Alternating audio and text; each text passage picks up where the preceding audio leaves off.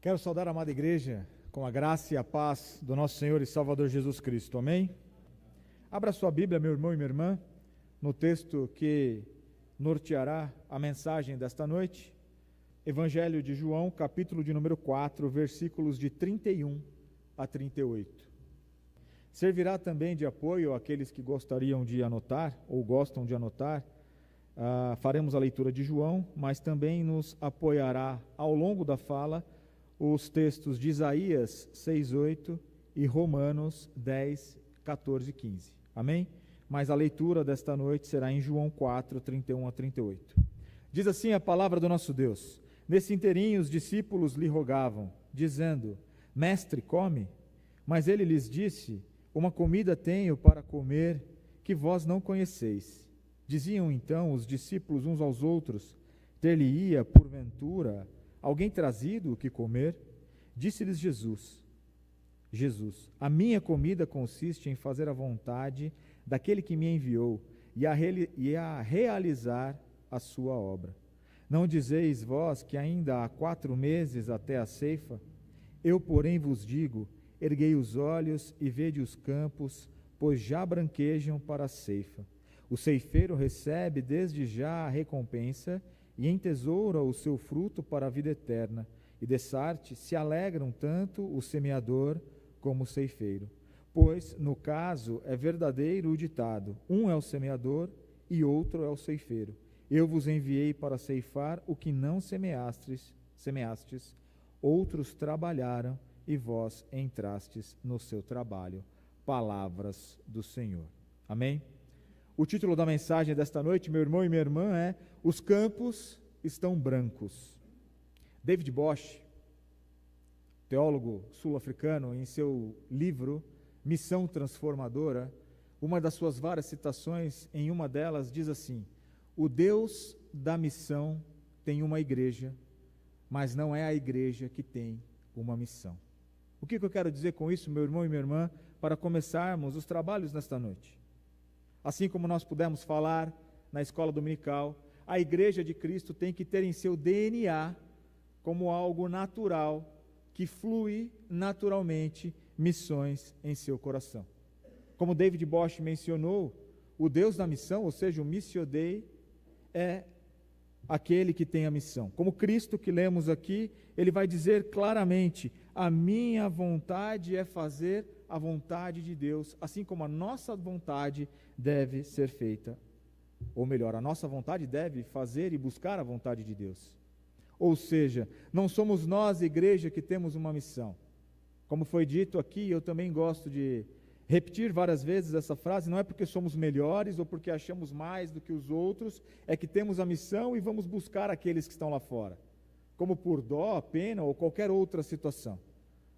Mas é pela missão de Deus, inserida no nosso coração, é que saímos a ceifar os campos que já branquejam. Esse texto que estamos lendo, meu irmão e minha irmã, é logo na sequência de um dos diálogos mais fantásticos, no meu ponto de vista, que consta nas Sagradas Escrituras. Jesus com a mulher samaritana. Se os irmãos olharem algumas folhas para trás, começando no próprio capítulo 4, a mulher de Samaria, Jesus então vai conversando com ela. No versículo 19 nós vemos a verdadeira adoração, que é quando Cristo mostra a ela que os verdadeiros adoradores adorarão em espírito e em verdade, e na sequência, ela, tão maravilhada do encontro que teve com Cristo Jesus, o que ela faz? Ela corre para a cidade para pregar e falar desse encontro maravilhoso que ela teve com o Mestre. Enquanto isso, voltavam os discípulos de ter ido à cidade, e então, dizendo para Cristo, Jesus come, e Cristo então vai dizer que a comida maior, ou a comida melhor, é fazer a vontade do Pai. Trabalharemos aqui, irmãos e irmãs, 4 pontos importantes de forma breve. O primeiro está em João 4,34, que é o alimento que sustenta. João 4,35, nós trabalharemos os olhos que enxergam, porque sim, como a missão é de Deus, Ele coloca nos nossos corações a visão dEle para que nós alcancemos aqueles que estão lá fora e também cuidarmos daqueles que estão aqui dentro. Fazendo um parênteses rápido, e eu pude compartilhar isso na escola dominical pela manhã, quando eu tinha ali meus 13, 14, 15 anos, isso já faz um bom tempo, quando falávamos de missões, olhávamos sempre para fora. Era a famosa e conhecida janela 1040, que pegava ali a Ásia, um pedaço aqui do Oriente Médio, um pouquinho da Ásia e sobretudo o norte da África. Falávamos dos países que na sua grande maioria eram muçulmanos, ou seja, árabes de religião islâmica. Olhávamos sempre para quem vai para outro país. E pouco olhávamos para aqueles que estão à nossa volta, porque sim, também fazemos missão com aqueles que estão à nossa volta. Às vezes, na nossa mesa, é um tio, um irmão, um parente, um amigo, que não conhece ou não ouviu falar do Senhor.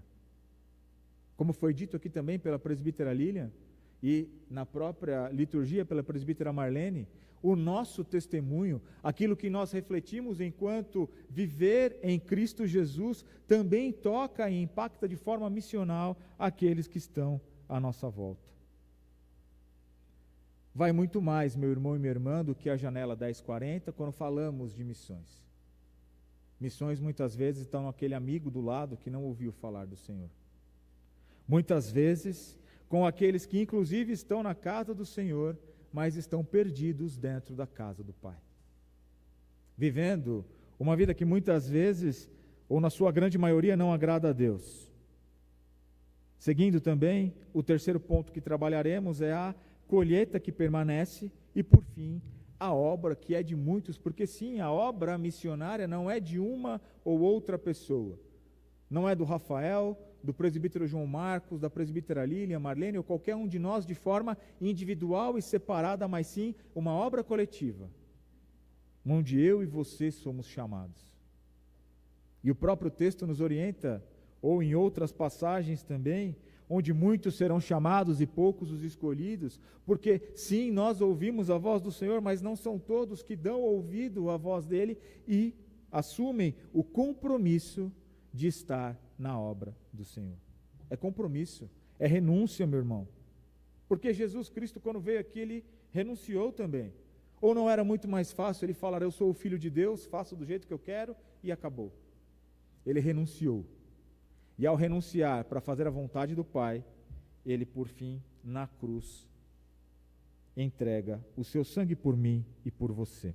Seguindo então, meu irmão e minha irmã, volte os seus olhos para o versículo 34 do texto, que lemos, que vai dizer assim: disse-lhe Jesus, a minha comida consiste em fazer a vontade daquele que me enviou e realizar a sua obra. Ou seja, o alimento que sustenta é fazer a vontade do Pai. Eu e você temos que ter isso no nosso DNA, no nosso coração, e a nossa vontade genuína, que é sempre fazer a vontade de Deus.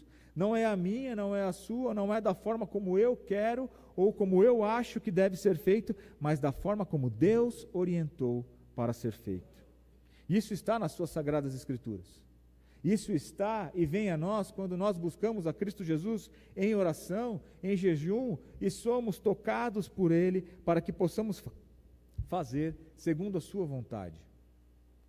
Amados, pode parecer repetitivo muitas vezes quando falamos, mas é importantíssimo nós caminharmos e fazermos a vontade de Deus. Cristo vai dizer aqui então que a minha comida é fazer a vontade daquele que me enviou e completar a sua obra. Ou seja, no grego, meu irmão e minha irmã, completar é teleió, ou seja, levar até o fim, consumar. Cristo fez isso quando ele diz tetelestai na cruz, ou seja, está consumado. O que eu quero dizer para mim e para você nesta noite, meu irmão e minha irmã, que missões não é algo que a gente faz única e exclusivamente em um dia, ou não é uma ação social de um sábado, por exemplo, na casa das crianças, que é importantíssimo também, ou num culto separado para tal. Missão se faz, ou missões se faz todos os dias. Como pude dizer pela manhã também, nós somos presbiterianos independentes, Mas a Presbiteriana do Brasil tem uma associação chamada APMT, que é a Associação Presbiteriana de Missões Transculturais. O lema dessa associação é: missões se faz com os pés dos que vão, os joelhos daqueles que oram e as mãos do que contribuem. Ou seja, esse tripé: quem vai, quem ora e quem investe em missões. Se você tem quem investe, mas não tem quem vai e não tem quem ora, não tem obra. Se você tem quem vai, mas não tem quem ora e não tem quem investe, não tem obra. Conseguem compreender? Quando falo sobre isso, me lembro, Deus me fez lembrar, eu ia falar de Gideão. Gideão estava malhando trigo no lagar, ou seja, um lugar que não era para se malhar trigo, mas ele estava fazendo a obra. E aí então o Senhor o encontra, toca e o chama para a missão. O que eu quero dizer com isso, meu irmão e minha irmã? É que nós, ao fazer a obra do Senhor, que nós somos tocados por Ele também. Muitas vezes nós queremos ficar em casa e, sendo bem transparente, às vezes é maravilhoso. Muitas vezes nós não queremos o compromisso de estar à frente, não só liderando, mas separando o momento para o Senhor. Mas Deus trabalha com aqueles que estão com a mão no arado. Ele não vai, ou melhor, Ele, quanto Deus, pode buscar todos a qualquer momento, mas não é em casa, esperando os nossos dons desabrocharem, esperando as coisas acontecerem do nada, como num chamado diferenciado, para que nós possamos trabalhar. Davi, quando foi chamado para ser rei, ele estava apacentando ovelhas. Gideão estava malhando trigo. Todos os outros estavam fazendo alguma outra coisa. Se os irmãos encontrarem algum chamado na Bíblia que estava lá: eis que estava em berço esplêndido, tranquilo em sua casa, assistindo, naquela época não tinha televisão, mas enfim, estava curtindo a vida, e foi chamado. Eu gostaria de ser apresentado esse texto, porque eu não conheço nenhum. Nós precisamos, e não porque, mais uma vez, somos nós, mas porque Deus tem esta missão, e como igreja de Cristo, somos cumpridores desta missão. Amém? Isaías, então, vai dizer que viu a santidade de Deus, ainda falando, do alimento que sustenta, e aí já em Isaías 6:8, Isaías viu a santidade de Deus, reconhecendo o seu pecado, foi purificado, e só então ouviu o chamado, porque o que Deus fala na sequência? A quem enviarei? E quem há de ir por nós? Deus, a todo momento, para mim e para você, vai dizer: a quem enviarei? Quem há de ir por nós? Então Isaías disse: eis-me aqui, envia-me a mim. Prontidão, zelo, cuidado, estar disponível para o chamado do Senhor também é muito importante. Isaías, então, meu irmão e minha irmã, se dispõe porque foi transformado, assim como nós falamos um pouquinho atrás da mulher samaritana. Ela foi transformada por esse encontro com Jesus e logo virou uma das primeiras a expandir o Evangelho e a chamar o povo a ouvir a Cristo Jesus. Assim também Jesus mostra que a obediência ao Pai é o nosso alimento diário. Calvino vai dizer que a obediência à vontade de Deus deve ser para nós mais doce do que qualquer banquete. Eu e você, enquanto cristãos, servos e servas, filhos e filhas do Deus Altíssimo, meu irmão e minha irmã, como saber que estamos agradando ao nosso Deus?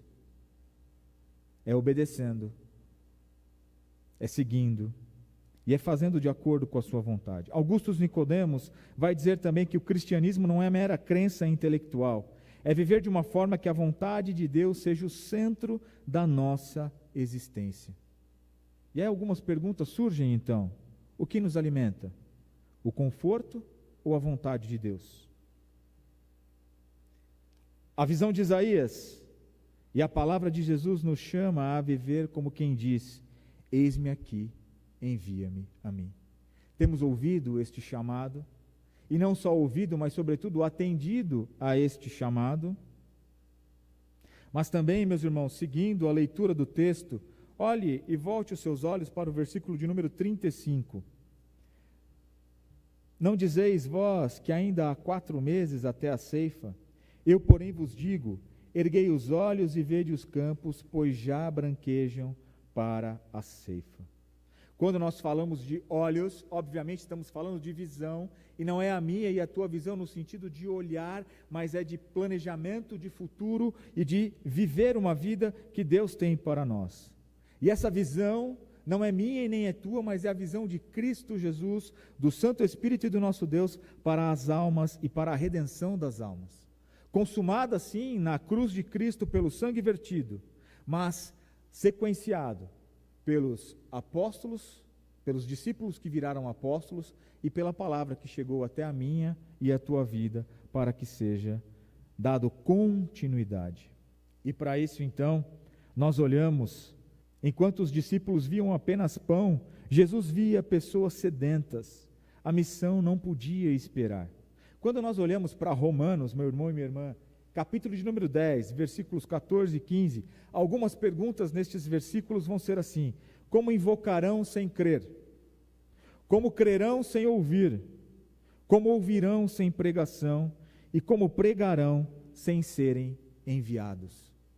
Os irmãos conseguem acompanhar a sequência? Não tem como crer se não ouviram, se não ouvem é porque não tem quem prega, quem não prega é porque não foi enviado. O apóstolo então conclui, como em Isaías 52:7, e nós lemos aqui também: quão formosos são os pés dos que anunciam as boas novas. Cumprir a missão de Cristo nas nossas vidas, cumprir a missão de Cristo e da igreja no mundo é urgente, é para ontem e já estamos atrasados. Temos tido em nosso coração essa urgência? Ou seja, o campo está pronto, mas é preciso quem pregue, é preciso quem, porque no título que lemos aqui, ao menos na minha Bíblia, meu irmão e minha irmã, está assim: a ceifa e os ceifeiros. Haverão aqueles que vão semear e haverão aqueles que irão colher. Somos fruto de homens e mulheres no passado que semearam, que desenvolveram, e cabe a nós darmos essa sequência. Calbart vai dizer que a igreja vive da expectativa e da urgência. O reino de Deus não é para ser contemplado de longe, mas anunciado hoje. E muitas vezes nós estamos postergando para amanhã. Amanhã eu vou, amanhã eu faço. É ou não é? Hernandes Dias Lopes vai dizer que missão não é amanhã, é hoje. O tempo da colheita, meu irmão e minha irmã, é agora. Hernandes Dias Lopes, um conhecido, obviamente, pastor presbiteriano. Ou seja, quantas vezes adiamos a evangelização dizendo: ainda faltam 4 meses. Ou então adiamos o evento para a semana que vem, para outra semana, e quando vemos, passamos 2, 3, 4 meses. As pessoas olham em nós, enquanto igreja e instituição, um farol que impacta o mundo, que ilumina de fato. Há uma, entre aspas, famigerada pergunta que sempre eu ouço quando fala de igreja, né? Se a nossa igreja deixasse de existir hoje, sentiriam a nossa falta? Espero em Deus e acredito em Cristo Jesus que sim. Mas cabe a nós, irmãos, continuarmos a mover essa roda. Inspirados, sim, por Cristo Jesus. Com o coração queimando e em chamas por Cristo Jesus e para Cristo Jesus, não por nós. Mas estamos dizendo como Isaías: eis-me aqui, envia-me a mim? Ou estamos olhando para o lado direito, o lado esquerdo e falando: não, manda o fulano, manda o ciclano, manda o beltrano. Moisés, quando foi chamado, também estava trabalhando, e aí então ele fala: eu sou gago, eu tenho problemas na dicção, mande outro. Deus falou: não, é você mesmo. Eu vou arrumando e consertando as coisas que o homem não pode fazer. Quantas vezes então adiamos a evangelização dizendo: ainda há tempo? Romanos nos lembra que sem envio e sem pregação não há fé, e sem fé não há salvação. O campo branco pode ser nosso vizinho, como já falamos, nosso colega de trabalho, uma nação distante. Temos impactado aqueles que estão à nossa volta? Ou olham e dizem: o que o Rafael prega e fala não é muito bem o que ele vive. E aí cada um introspectando, fazendo de forma introspectiva esta pergunta a si mesmo. Esse fruto então não é passageiro. Jesus continua que o ceifeiro recebe salário e ajunta fruto para a vida eterna. O fruto não é passageiro, é a vida eterna, ou seja, não é algo para agora, algo que vai ser consumido, ou de repente, se nós ajuntarmos em celeiro, as pragas possam comer ou estragar. É algo para a vida eterna. 1 Coríntios 3, de 6 a 9, vai dizer: um planta, outro rega, mas quem dá o crescimento é Deus. Filipenses 4,17 vai dizer, ou Paulo vai dizer, né, do fruto que aumenta o crédito eterno. R6 Pro diz que não há investimento mais seguro que aquele cujo retorno é a glória de Deus e a salvação dos homens. Como eu e você devemos, então, saber que estamos fazendo a vontade de Deus, vivendo uma vida de missão.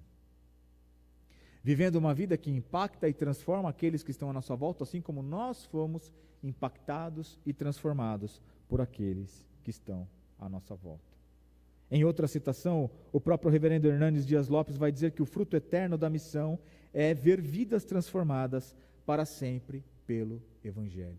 Veja, amados, transformação, mudança, transformação, mudança. É assim que nós vivemos em missão.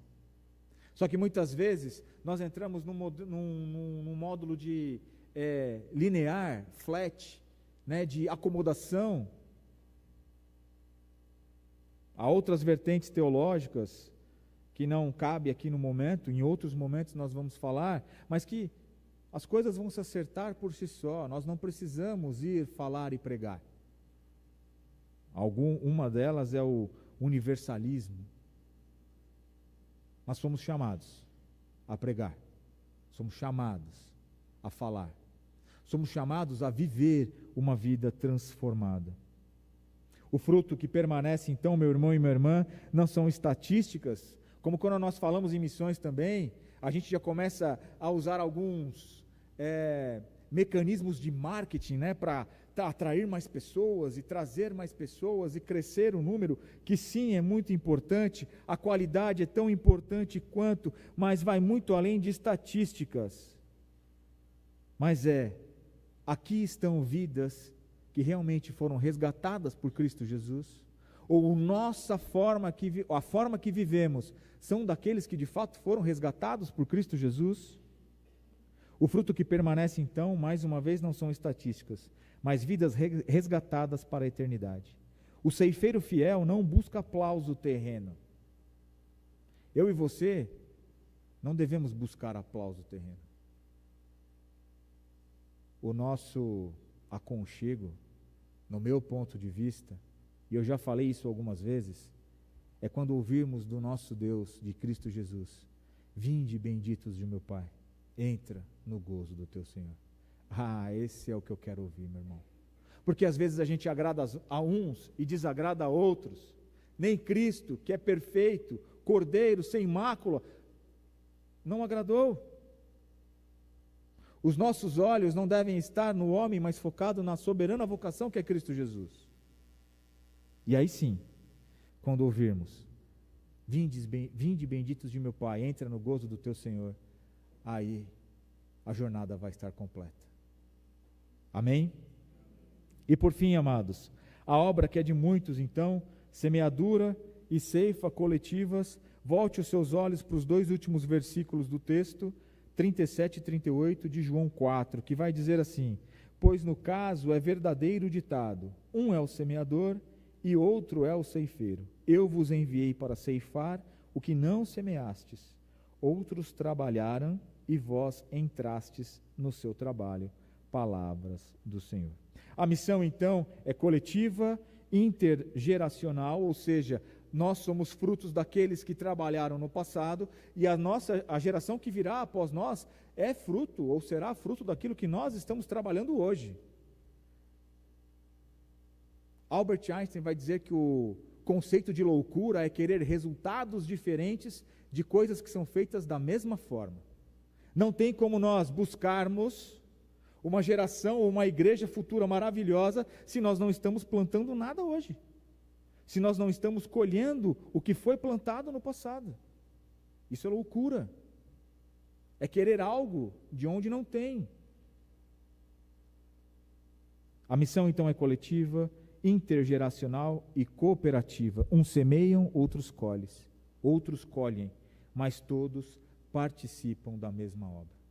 Pudemos ler também, e já caminhando para o final, meu irmão e minha irmã, pela manhã, um dos textos é que Deus, Cristo Jesus, ele separa uns para os pastores, outros para mestres, ou seja, ele distribui os dons a cada um. Nem todos serão pastores, nem todos serão mestres, nem todos serão ministros de louvor, nem todos terão tudo. Mas ao menos um dom Deus entrega para mim e para você. E a questão é, estamos desenvolvendo este dom na obra do Senhor? Ajudando a semear ou a colher? Assim como Isaías, então, meu irmão e minha irmã, se colocou à disposição, cada geração precisa responder: eis-me aqui, envia-me a mim. Assim como a minha bisavó, lá no passado, ouviu o chamado de Deus e levou a palavra para os seus irmãos e filhos, e esses irmãos e filhos foram falando até chegar no meu pai, que até chegou em mim, e se Deus assim permitir, quando eu tiver os meus, junto com a Glaucia, vai passando de geração em geração. Assim como era feito no passado também. Temos passado de geração em geração. Calvino também vai dizer que nós não devemos invejar a colheita do outro, pois tudo vem do mesmo Senhor da seara. O que é isso? Muitas vezes nós olhamos outras denominações e lá está, entre aspas, a expressão, não sei se é tão da moda que às vezes eu não guardo muito essas expressões, mas está bombando. Lá está todo mundo indo, o culto está lotado, a igreja está cheia. Mas qual a qualidade desse culto? Qual a qualidade, sobretudo, da adoração que está sendo feita? Não vou me lembrar dos nomes, mas 2 filhos que ofereceram fogo estranho no altar do Senhor, uma adoração que não era a adoração que Deus colocou, morreram por conta disso. Há uma forma de adorar a Deus, e não é a forma que eu quero, que você quer, ou que a IPI do Brasil coloca, mas é uma forma que Deus colocou para que nós o adoremos. E obviamente, enquanto denominação, buscamos seguir e devemos buscar seguir essa forma. Ou seja, nós não devemos invejar a colheita do outro, porque é o mesmo Senhor da seara. Nós devemos fazer o quê? Colocar os nossos joelhos no chão, pedir a orientação de Deus, a visão de Deus, para que nós possamos receber bem as pessoas, para que nós possamos levar Cristo Jesus às pessoas. E o mais, Deus vai fazendo e acrescentando. Amém? Augusto Nicodemos também vai dizer que o reino de Deus não é empreendimento individual, mas uma obra do corpo de Cristo em todas as gerações. Que nós possamos, amados, sermos uma igreja missionária, uma igreja missional, que tenha missões como DNA, algo que flui naturalmente enquanto corpo de Cristo, para que possamos impactar aqueles que estão à nossa volta e que, de fato, possamos ser sal da terra e luz do mundo. Amém? Que Deus nos abençoe nesta noite.